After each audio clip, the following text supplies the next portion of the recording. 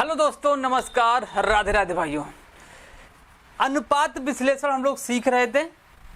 अभी तक हम लोगों ने पूरे के पूरे अनुपात विश्लेषण में जितने भी रेशियो सीखे हैं, आज उसका होने वाला है प्रैक्टिस सेशन। प्रैक्टिस सेशन होने वाला है। हम लोग क्वेश्चन के माध्यम से अनुपात विश्लेषण में अभी तक जितना अनुपात सीख रखा है उन सब का प्रैक्टिस करने वाले, क्वेश्चन लगाने वाले, कैसे क्वेश्चन इस चैप्टर से आपसे पूछेगा वो देखने वाले हैं हम लोग। ठीक है,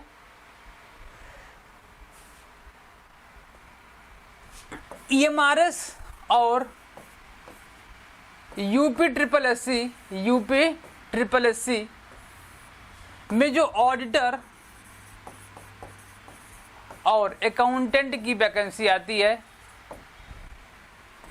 EMRS में तो वैकेंसी कब आ जाए कुछ पता नहीं है, चाहे जब वैकेंसी आ जाए। लेकिन यूपी ट्रिपल एससी में क्या होने वाला है, पेट का एग्ज़ाम नोटिफिकेशन आ गया है 2025 पेट के बाद तुरंत से आपको एक और नई वैकेंसी ऑडिटर और अकाउंटेंट के देखने को मिलने वाली है। अभी 1825 और प्लस 530 की जो वैकेंसी है अब ये फाइनल नहीं हुई है, बस एक हफ्ते 2 हफ्ते में इसका भी डीवी का डेट आने वाला है। इसके बाद जब ये फाइनल हो जाएगा तो जो जून में वैकेंसी खाली होने वाली है, कुछ रिटायर होने वाले ऑफिसर, उनकी जब वैकेंसी खाली होगी, सीट खाली होगी, तो नए पद सृजित होंगे और पेट 2025 से नई वैकेंसी आपको देखने को जरूर मिलेगी। अब इसमें 2025 में पेट से एएसओ मैंने बताया था कि एएसओ की वैकेंसी 100% फिक्स है।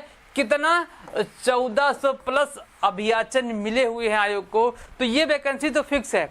ये भी वैकेंसी लगभग 100% आएगी, जिसके लिए हम लोगों ने क्या रखा हुआ था, एक सेशन चला के रखा हुआ कि स्पेशल अकाउंटेंट के लिए स्पेशल अकाउंटेंट का बैच चल रहा है, जिसमें हम अकाउंटेंट से संबंधित जितने भी टॉपिक बनते हैं आपके एग्जाम में बस वही पढ़ रहे हैं और कुछ नहीं पढ़ रहे हैं। जिसमें हम लोगों ने अनुपात विश्लेषण में हमने रेशियो का टॉपिक पूरा का पूरा कवर कर लिया है, पूरा का पूरा कवर कर लिया। आज क्या होने वाला है, प्रैक्टिस होने वाला भाई। आज का सेशन प्रैक्टिस सेशन होने वाले हैं। हम ज़्यादा क्वेश्चन प्रैक्टिस नहीं करेंगे, बस 10-10 क्वेश्चन का प्रैक्टिस होगा और डेली होगा। 10-10 क्वेश्चनों का हम लोग प्रैक्टिस करेंगे और डेली। ये प्रैक्टिस सेशन ना इतना इम्पोर्टेंट है, आपको इससे ये समझ डेवलप होगी कि आपके एग्जाम में क्वेश्चन कैसे पूछे जाएंगे, है ना। अभी तो हम लोग क्या पढ़ रहे हैं, बस थ्योरी पढ़ते हुए आ रहे हैं, थ्योरी हम लोग पढ़ते हुए आ रहे हैं। अब इस थ्योरी से क्वेश्चन कैसे निकल के आएगा, मैं आपको इस प्रैक्टिस सेशन के माध्यम से समझाने का प्रयास करूंगा। ठीक है, चलिए शुरुआत करते हैं। आज का पहला क्वेश्चन क्या है भाई। पहला क्वेश्चन देखो, देखने में एक लाइन में बड़ा आसान क्वेश्चन दिख रहा ना, लेकिन है बड़ा खतरनाक भाई। क्या है ये, लेकिन है बड़ा खतरनाक। कह रहा है कि यदि लाभ लागत का 1/4 हो, ये पोर्शन ध्यान रखिएगा। कितना, यदि लागत का 1/4 हो तो विक्रय में लाभ का हिस्सा, मतलब ये पूछ रहा है कि अंत में विक्रय कितना % होगा, आपसे ये क्वेश्चन पूछ रहा है। ये पॉइंट ना, ये पॉइंट आपको बड़ा ध्यान रखना है। क्या लाभ जो पूछ रहा है वो किस पर है, जो लाभ है वो किस पर, लागत पे है या विक्रय पर है। मैं ऐसा क्यों कह रहा हूं, इसलिए कह रहा हूं भाई कि जब ये दोनों में अगर लागत पे है तो दूसरा फॉर्मूला अप्लाई हो जाएगा और विक्रय है तो दूसरा फॉर्मूला अप्लाई हो जाएगा। बस आपको ये ध्यान रखना है, ये जो बटा दिया गया है, अगर 1/4 है इसका मतलब 25% है, ये तो आप सबको पता ही है। 1/5 है तो 20% है और 1/2 है तो 50% है। अगर यूं कहें कि 1/3 है तो कितना % है, 33 पॉइंट समथिंग % होता है। ये इतना तो नॉलेज आपको थोड़ा सा होगा ही भाई कि ये परसेंटेज ऐसे कैलकुलेट होते हैं। तो इसमें क्या दिया, 1/4 दिया, इसका मतलब क्या, ये 25 है। क्या दिया, 1/4, इसका मतलब ये क्या है, 25 है। चलो क्वेश्चन में क्या दिया है, लागत दिया है, लेकिन हम थोड़ा सा आपको एक पॉइंट बता दें, इसके बाद क्वेश्चन को सॉल्व करते हैं। यदि देखो यहां पर पहले लागत की बात करें, क्योंकि क्वेश्चन लागत पर है, लागत पर लाभ दिया है,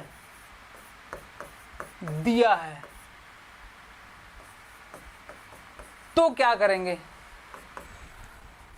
तो जो अमाउंट दिया रहेगा, अगर अमाउंट नहीं दिया है तो हम क्या करें, मैं पहले अगर अमाउंट दिया तो अमाउंट लिख देंगे, अगर अमाउंट नहीं दिया तो क्या लिख लेंगे, 100 लिख लेंगे। मैं फॉर्मूले समझा दे रहा हूं, बस क्या लिखेंगे 100 इंटू क्या कर देंगे, इंटू अगर लागत पर लाभ दिया है तो अगर से लाभ निकालना है तो रेट लिख देंगे, रेट मतलब जो प्रॉफिट का रेट दिया हो गया तो रेट लिख देंगे, अपॉन क्या लागत पर दिया तो 100 प्लस क्या हो जाएगा, रेट हो जाएगा।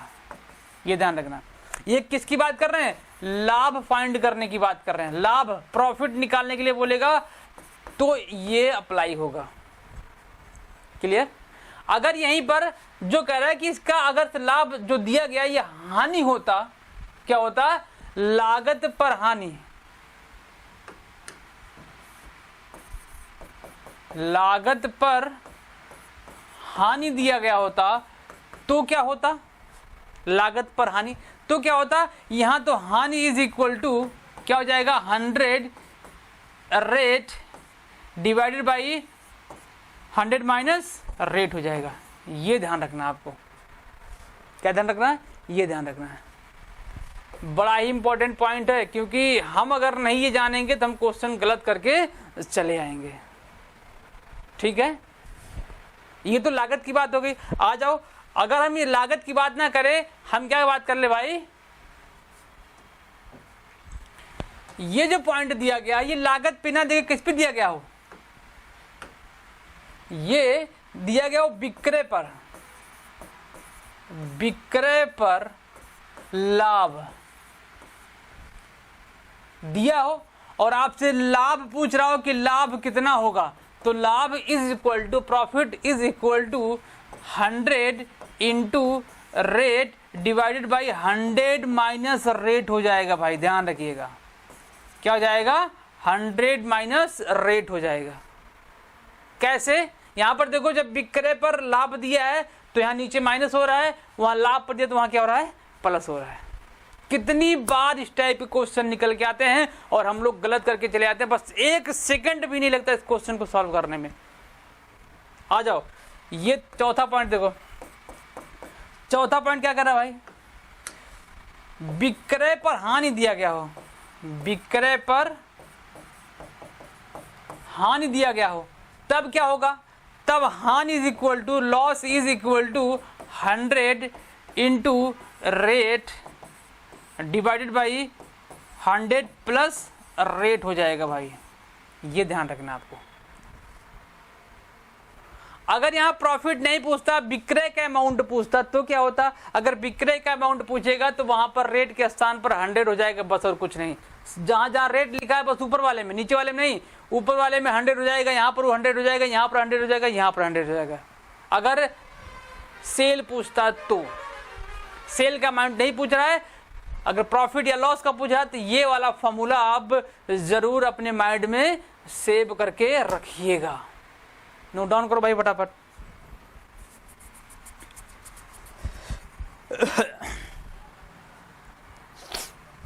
हो गया, अब क्वेश्चन पे चले। हाँ सर, क्वेश्चन पे चलिए, क्या कह रहा है देखो, लागत पर कह रहा है ना, तो देखो लागत पर अगर कह रहा है तो इंटू 100 प्रॉफिट निकलवा रहा है, तो प्रॉफिट इज इक्वल टू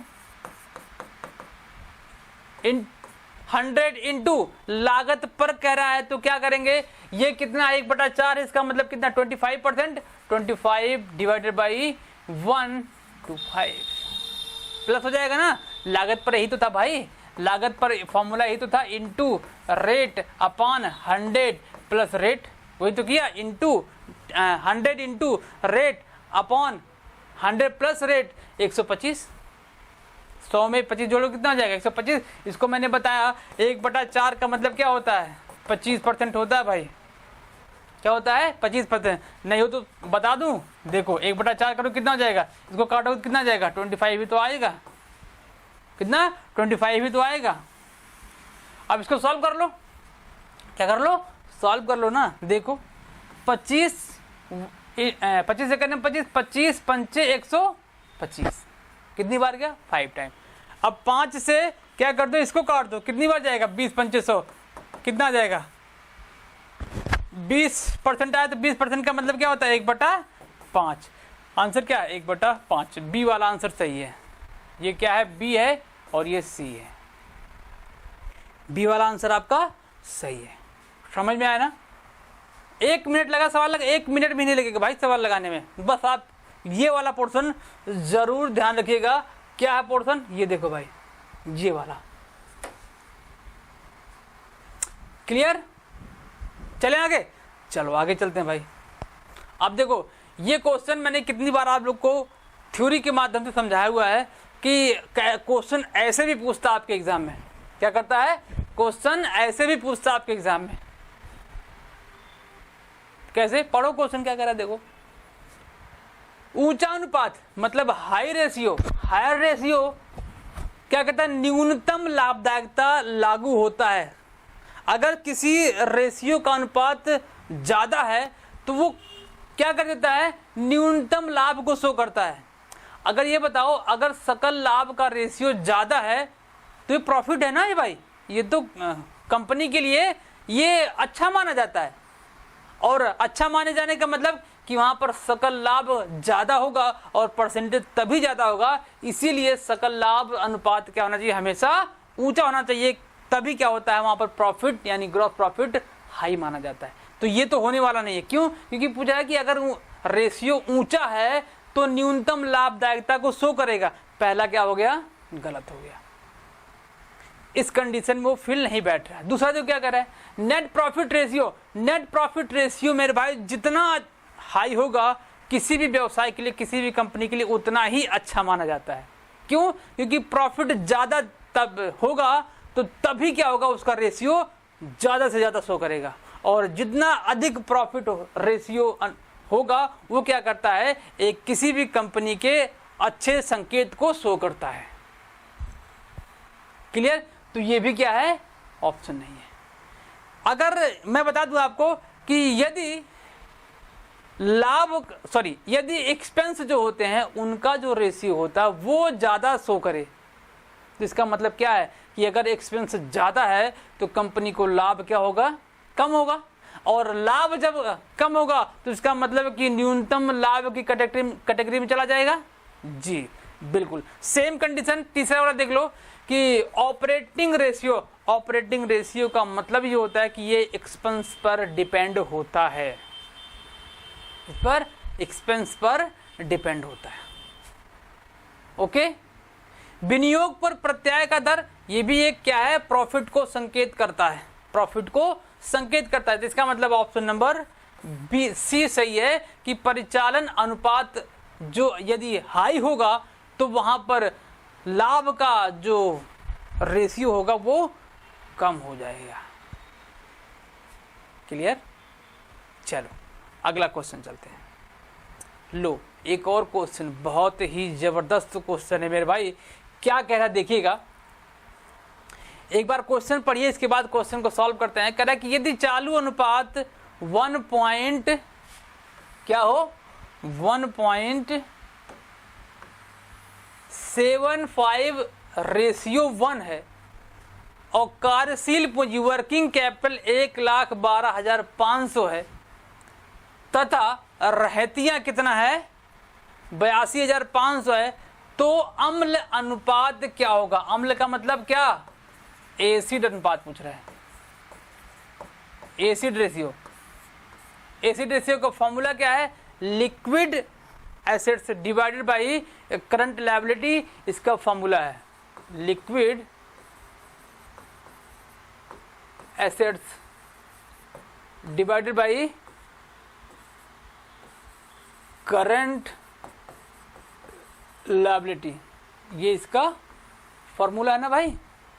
अब आप ये क्वेश्चन को देखने के बाद अब आपके माइंड में क्या आना चाहिए कि हमको एसिड रेशियो निकालने के लिए क्या चाहिए, लिक्विड एसिड चाहिए और क्या चाहिए, करंट लायबिलिटी चाहिए। क्या यहाँ पर लिक्विड एसिड दिया गया है, नहीं। क्या करंट लायबिलिटी दिया गया है, नहीं। अब बताओ क्वेश्चन कैसे सॉल्व होगा, यही है देखो क्वेश्चन, आपके एग्जाम में छपने वाले क्वेश्चन यही है। कुछ नहीं दिया है, ना लिक्विड एसिड दिया है ना करंट लायबिलिटी दिया है।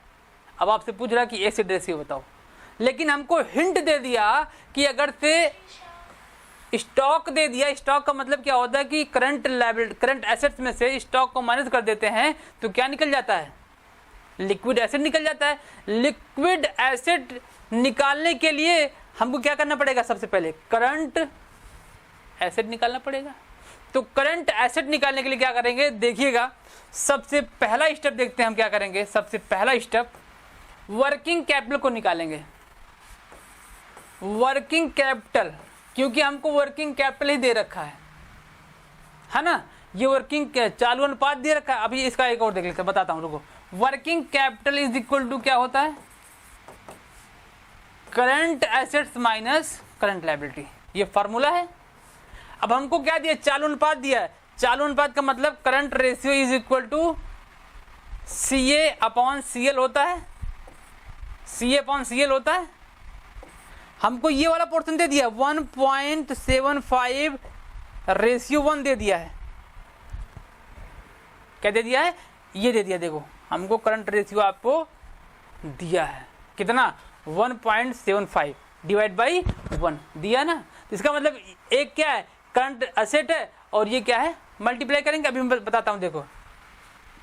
अब वर्किंग कैपिटल में क्या करना है, वर्किंग कैपिटल में आपको current asset minus current liability, अब यही आपको रखना है। करंट एसेट कितना दिया गया, करंट एसेट दिया गया 1.75 माइनस, ये देखो करंट लायबिलिटी कितना दिया गया है, 1 दिया गया है।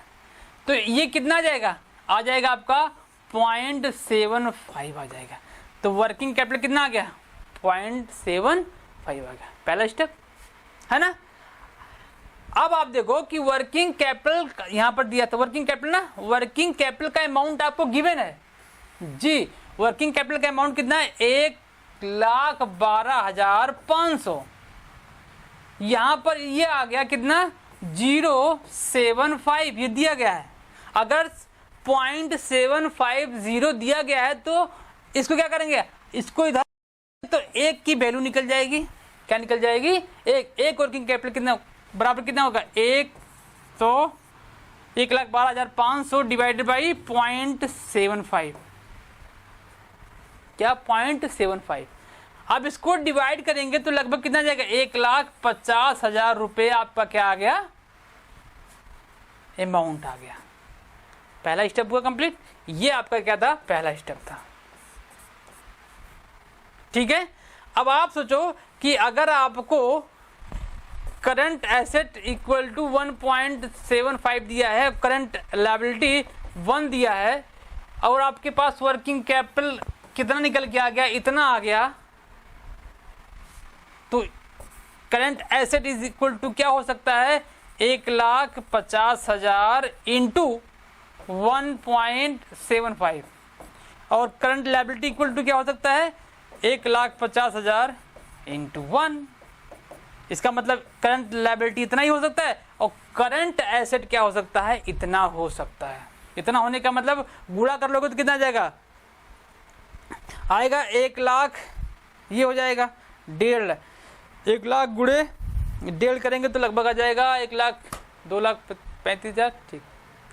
ये आ जाएगा लगभग आपका 2,62,500, कितना, 2,62,500 रुपये आपका क्या आ गया, करंट एसेट आ गया। करंट लायबिलिटी कितना आ गया, ये आ गया, ठीक है। अब देखो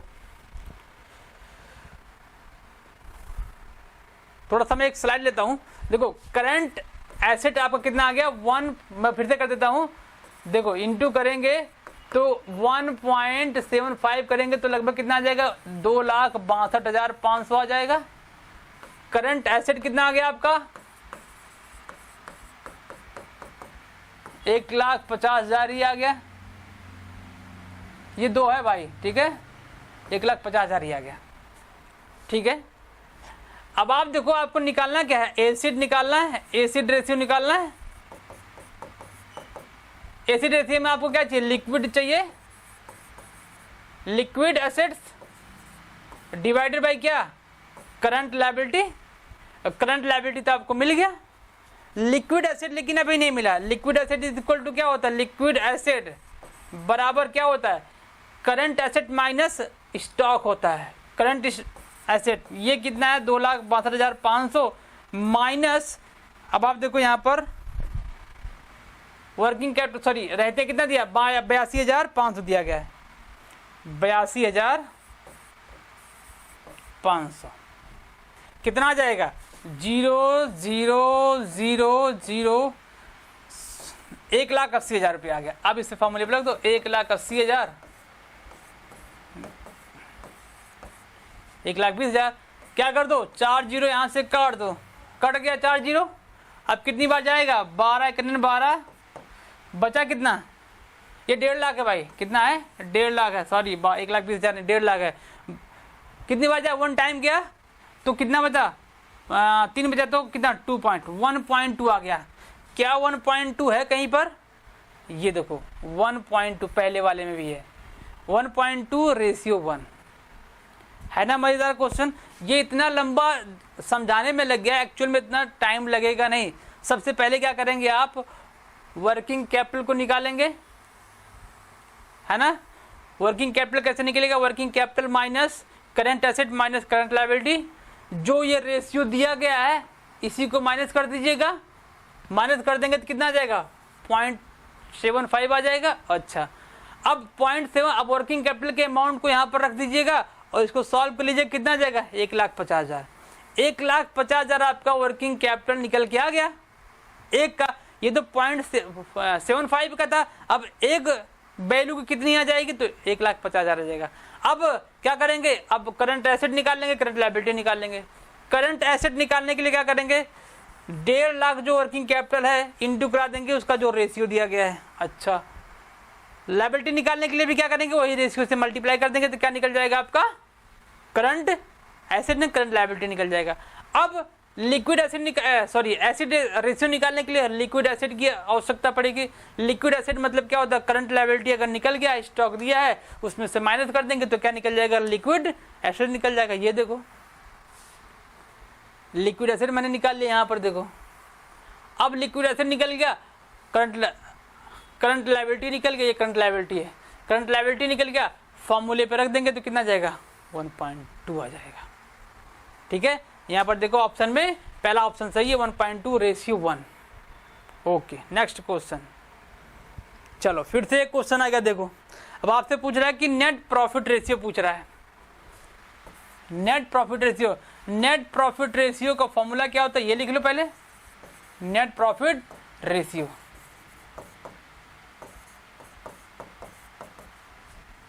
नेट एसेट्स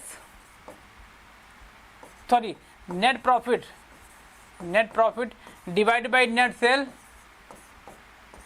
सेल्स इंटू 100, ये फॉर्मूला है किसका, नेट प्रॉफिट रेशियो का। अब आपको चाहिए क्या, नेट प्रॉफिट चाहिए और नेट सेल चाहिए। क्या नेट प्रॉफिट दिया गया है, सेल दिया गया है, नेट सेल आपको दिया गया 8 लाख रुपए, लेकिन शायद हमको लगता है कि नेट प्रॉफिट नहीं दिया है, लेकिन नेट प्रॉफिट निकालने का तरीका बता रहा है। कैसे, चलो देखते हैं क्या तरीका है। हमको सीओजीएस दे दिया है और हमको विक्रय भी दे दिया गया है। Gross profit is equal to क्या होता है, ये देखो पहले, ग्रॉस प्रॉफिट बराबर क्या होता है भाई,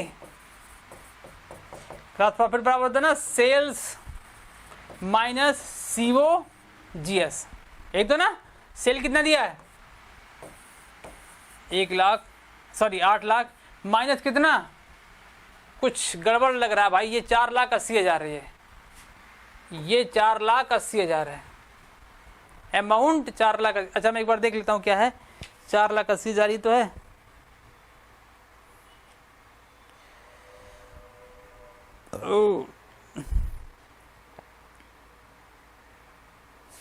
जी ये क्या है, 4,80,000 है। ठीक है, तो 4,80,000 यहां से माइनस करो, कितना आ गया? 3,20,000, 3,20,000 आ गया।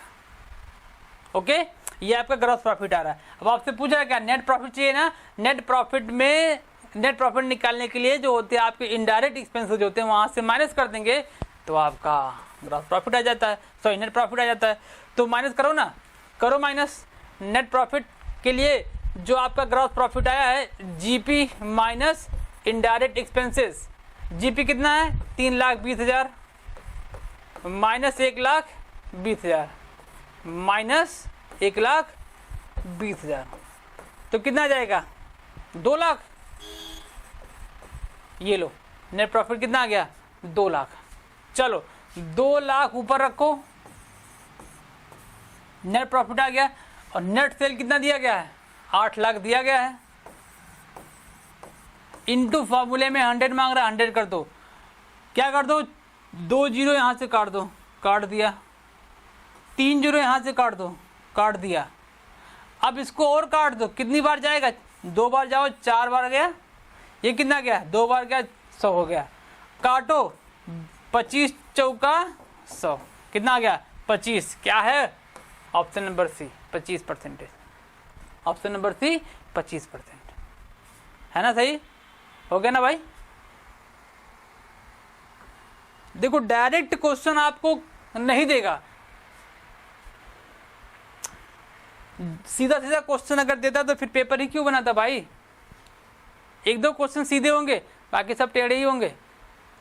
तो आपको कुछ ना कुछ निकालना पड़ेगा। यहाँ पर नेट सेल निकाल के दिया गया, हो सकता है कि नेट सेल भी निकलवा लेता, लेकिन नेट प्रॉफिट निकालने के लिए तरीका बता रखा था कि आप सोचोगे कि नेट प्रॉफिट कैसे निकलेगा। नेट प्रॉफिट निकालने का तरीका क्या क्या होगा, मैंने 2-3 तरीके बता रखे थे, जिसमें से एक तरीका ये है कि GP is equal to sale minus COGS.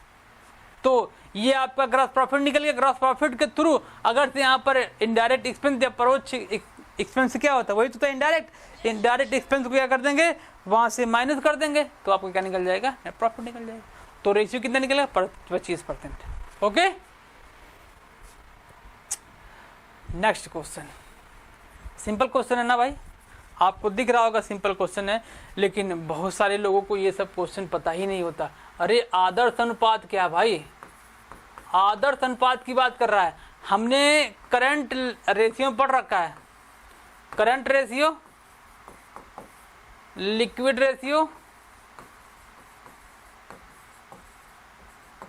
और एब्सोल्यूट भी पढ़ रखा है। एब्सोल्यूट, एब्सोल्यूट लिक्विड रेशियो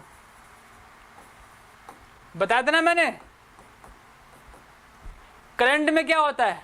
2:1 का होता है, लिक्विड में 1:1 का होता है, और इसमें 0.5 और 1 का होता है। यही तो ना क्वेश्चन। क्या पूछा इसमें? चल अनुपात मतलब करंट 2:1।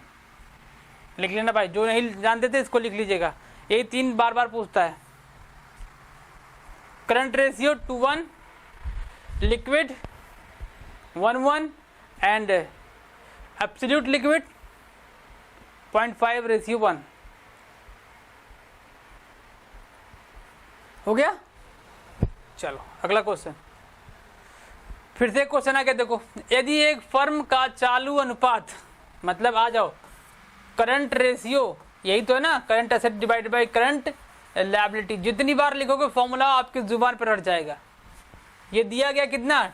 2.51 दिया गया है। ये आपको गिवन है, ये आपको दिया, ये नहीं दिया है। क्या क्या दिया देखते हैं। वर्किंग कैपिटल 90,000, ये कितना है? 90,000 रुपये है। तो चालू दायित्व पूछ रहा है। अच्छा भाई, चालू दायित्व पूछ रहा है। अभी मैंने निकालना तरीका बताया था ना, पहला स्टेप। अभी जो इससे पहले वाले क्वेश्चन सॉल्व किए थे उसमें पहला स्टेप क्या था? यही तो था पहला step. Working capital is equal to current asset minus current liability, है ना। वर्किंग कैपिटल कितना दे रखा है? ये देखो 90,000 दिया है, रख दो ना 90,000 पे, रख दिया सर। करंट एसेट कितना दिया है? ये देखो 2.5 माइनस करंट लायबिलिटी कितना दिया? 1। कितना दिया है? 1। सॉल्व करो इसको, ये कितना जाएगा? ये आ जाएगा 1.5, ये 90,000 रुपये। अगर 1.5 का वर्किंग कैपिटल 90,000 रुपये है तो 1 का कितना होगा 90,000। इसको इधर लेके आएंगे तो क्या आ जाएगा, डिवाइड में आ जाएगा। डिवाइड में 1.5 डिवाइड करेंगे तो कितना आ जाएगा, इसको काटेंगे तो कितना आएगा भाई 1.6, ये आ जाएगा आपका 60,000। कितना 60,000 रुपये आ जाएगा। 60,000 रुपये 1 का आ गया। अब यहाँ पर देख लो, अगर आपसे पूछता है करंट एसेट पूछता है, करंट लायबिलिटी पूछता है। अगर करंट एसेट पूछता है तो 60,000 इंटू करंट एसेट कितना है 2.5। अगर से आपसे क्या पूछता है करंट लायबिलिटी पूछता है तो कितना है 1, मल्टीप्लाई करो। यही पूछा तो इसका मतलब आंसर क्या हो जाएगा 60,000। लो 60,000 रुपये। करंट एसेट पूछा होता तो कितना हो जाता, गुणा कर देते हैं यहाँ पर, 60 दूनी 120, 120 और इसका आधा 30, 150, मतलब 1.5 लाख रुपये करंट एसेट आ जाता। लेकिन आपसे पूछा क्या था, करंट लायबिलिटी पूछा था। तो ऑप्शन नंबर क्या है, पहला स्टेप। देखो एक स्टेप, दो स्टेप, सारे स्टेप लगाओगे ना तो क्वेश्चन का आंसर कहीं ना कहीं आपके उस सोल्यूशन में एक दो स्टेप में अगले क्वेश्चन का सोल्यूशन मिल जाएगा। चलो एक और क्वेश्चन सॉल्व करते हैं। यदि चालू अनुपात 2.4:1 का है और चालू दायित्व इतना दिया है तो चालू संपत्ति का क्या होगा। आ जाओ भाई, बड़ा ही आसान क्वेश्चन, डायरेक्ट क्वेश्चन पूछ लिया है। डायरेक्ट क्वेश्चन पूछा भाई, यहाँ पर वर्किंग कैपिटल नहीं देना है, पता लगा आप वर्किंग कैपिटल ढूंढते रह जाओ, अरे सर वर्किंग कैपिटल नहीं है, आप किसको कैसे सॉल्व करें। डायरेक्ट लगाओ ना, current ratio, current ratio is equal to current asset divide by current liabilities. ये वाला पोर्शन दिया ना कितना 2.4 दिया है, 2.4 डिवाइड बाई 1 दिया है। करंट एसेट दिया क्या, नहीं दिया है। करंट एसेट को ऐसे लिखो, करंट लायबिलिटी दे रखा था कितना 20,000 है ना। अब इसको क्या कर दो, क्रॉस मल्टीप्लाई कर दो। इसको करेंगे तो करंट एसेट इंटू 1 तो करंट एसेट निकल के आएगा 1। अब इसको सॉल्व करेंगे तो क्या हो जाएगा 20,000 गुणे 2.4। सॉल्व करो इसको, 2 दूनी 4, 40,000 और 8, 48,000। कितना आ जाएगा 48,000 रुपये। ये आ गया आपका करंट एसेट। फॉर्मूले से डायरेक्ट सॉल्व हो जाएगा। इसलिए मैंने कहा कि भाई डायरेक्ट क्वेश्चन दिया है। अगर से करंट रेशियो दिया गया है, करंट लायबिलिटी दिया है तो चालू संपत्ति निकल जाएगा, मतलब करंट एसेट निकल जाएगा। यदि करंट एसेट दिया है तो करंट लायबिलिटी निकल जाएगा। है ना मजे की बात। ओके, अगर इसी स्थान पे क्या होता, करंट एसेट दिया होता तो मल्टीप्लाई कर देते, डायरेक्ट हुआ आपका आंसर हो जाता। ओके, तो ऑप्शन नंबर बी सही है, 48,000। नेक्स्ट क्वेश्चन दिया है, क्या दिया है भाई, क्वेश्चन में कुछ दिया है कह रहा है। अच्छा दिया है स्कंद आवर्त अनुपात, मतलब ये इसका क्या होता है, स्टॉक टर्न ओवर रेशियो दिया है। अच्छा लो, औसत स्कंद मूल्य दिया गया है, मतलब कि आपको निकाल दिया है एवरेज डेट स्टॉक दिया है, एवरेज स्टॉक दिया है। अच्छा, विक्रय मूल्य लागत से 25% अधिक है। अगर अधिक है तो क्या हो जाएगा 100 प्लस ये, तो विक्रय मूल्य कितना हो जाएगा 125 हो जाएगा। कितना 125 हो जाएगा। तो सकल लाभ की राशि क्या होगा। आपसे इनडायरेक्टली क्या पूछ रहा है, ग्रॉस प्रॉफिट पूछ रहा है। अब आप सोचो कि कैसे क्वेश्चन निकलेगा। क्वेश्चन सकल लाभ यानी ग्रॉस प्रॉफिट कैसे निकलेगा। अब ग्रॉस प्रॉफिट निकालने के कई तरीके हैं। मैं एक तरीका आपको बता रखा था, क्या, जीपी इज इक्वल टू, अभी हमने उस पर चर्चा किया, GP is equal to sale minus COGS. एक तरीका ये निकालने का है। एक तरीका डायरेक्टली निकालने का है। अगर आपको दिया गया है क्या, परचेज दिया है, ओपनिंग स्टॉक दिया गया है और जितने भी ट्रेडिंग अकाउंट में जाने वाले आइटम में सब दिए गए हैं तो आप वहां से निकाल सकते हो। लेकिन हमको क्वेश्चन में हिंट दे रहा है कि सीओजीएस और सेल्स की सहायता से आपका ग्रॉस प्रॉफिट निकल सकता है ना। ये सब कब निकलेगा? जब आपका कॉन्सेप्ट एकदम से क्लियर होगा, तभी इस टाइप का क्वेश्चन आप निकाल पाओगे। अब आप देखो कि सेल्स कैसे निकलेगा। अच्छा, सेल्स कैसे निकलेगा? सेल्स निकलेगा जब हमको सीओजीएस की वैल्यू पता होगी तो हम सेल्स निकाल लेंगे। मतलब लागत अगर पता होगा, देखो लागत ये, प्रॉफिट ये, लागत plus profit is equal to sale होता ही है, cost plus profit is equal to sale होता है। हमको सेल निकालने का तरीका बता रखा है, लेकिन हमको सीओजीएस क्या कहीं पता, सीओजीएस दिया नहीं है, लेकिन हमको एक चीज दे रहा है कि स्टॉक टर्नओवर रेशियो हमको निकाल के दिया गया है। अच्छा, स्टॉक टर्नओवर रेशियो अगर से दिया गया है, मैं अगले पेज पे लेता हूं, ये देखो स्टॉक टर्नओवर रेशियो अगर से आपको दिया गया है कितना, 6 टाइम दे रखा है, तो मेरे भाई इसका फॉर्मूला क्या है, COGS divided by average stock.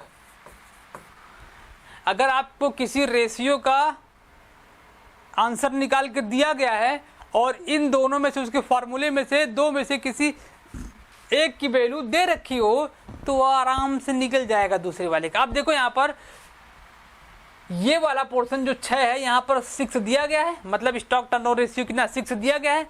अब आप देख लो कि 6 इज इक्वल टू COGS, ये हमको नहीं पता था, लेकिन एवरेज स्टॉक की वैल्यू हमको पता है कितना, 8,000 रुपये। हमको पता ना, ये 8,000 रुपये है, सॉरी ये 8,000 रुपये है। अगर हमको ऐसे कवर करना है तो डिवाइड बाई 1 कर सकते हैं, जो हम लोग रेशियो है 1.2.1 का रेशियो वही तो है ना, हम इसको 1 कर सकते हैं, इसको मल्टीप्लाई करा सकते हैं ना। यस सर करा सकते हैं, कराओ ना भाई।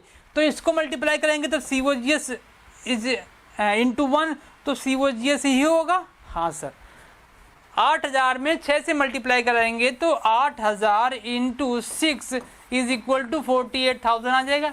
ये लो भाई, आपका क्या निकल गया, COGS निकल गया। मैंने कहा भाई अगर हमको COGS मिल जाए तो हम सेल की वैल्यू निकाल सकते हैं। क्यों? क्योंकि सेल की वैल्यू निकालने का हमको तरीका बता रखा है। हाँ सर बता रखा ना, तो सेल इज इक्वल टू क्या हो जाएगा, सेल 48,125 सेल दिया गया है, तो इसको 100 कर दो, 48,000 जो लागत है, 48,000 जो लागत है, ऐसे निकालेंगे। ये जो 48,000 है ये 100 है।